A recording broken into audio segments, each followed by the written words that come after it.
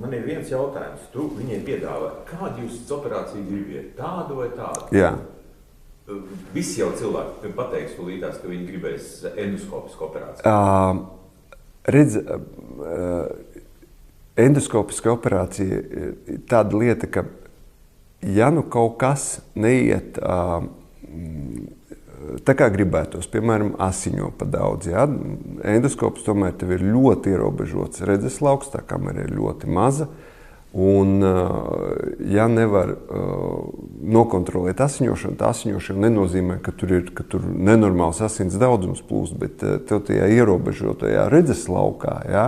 Tas var ļoti traucēt kaut ko redzēt, un ja to nevar nokontrolēt, tad šeit pastāv iespēja pāriet uz mikrodiskektomijas operāciju. Un parasti visi pacienti tiek brīdināti par to, ka pastāv varbūtība, ka mums sakarā ar kaut kādiem šādiem notikumiem mums ir jāpāriet uz mikrodiskektomijas operāciju.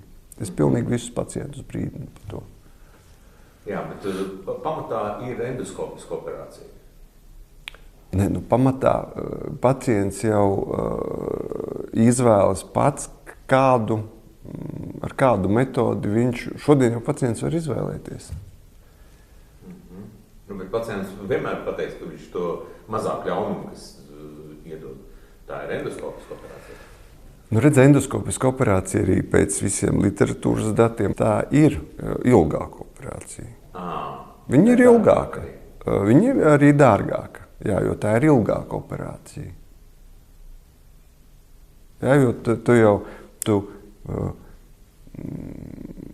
principā, mikrodiskektomiju mēs varam salīdzināt tā, ka tu veic operāciju caur atslēgas caurumu, tad endoskopisku operāciju tu veic caur adatas aci. Jā? Tāds varētu būt salīdzinājums. Tas ir grūtāk, protams, jā, bet tas ir pacientam daudz saudzīgāk. Jā. Tas ir daudz saudzīgāk pacientam. Pēc endoskopiskām operācijām tur izskatās, ka muskuļu ziņā, ja, ka tur nav operēts. Ja. Pēc diskektomijām, pēc mikrodiskektomijām mēs tomēr varam redzēt šo muskuļu traumu pacientiem.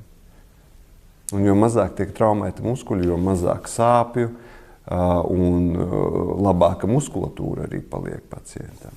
Jo tur neveidojas tik daudz rētaudu muskuļos, un pacientam paliek funkcionāli muskuļi.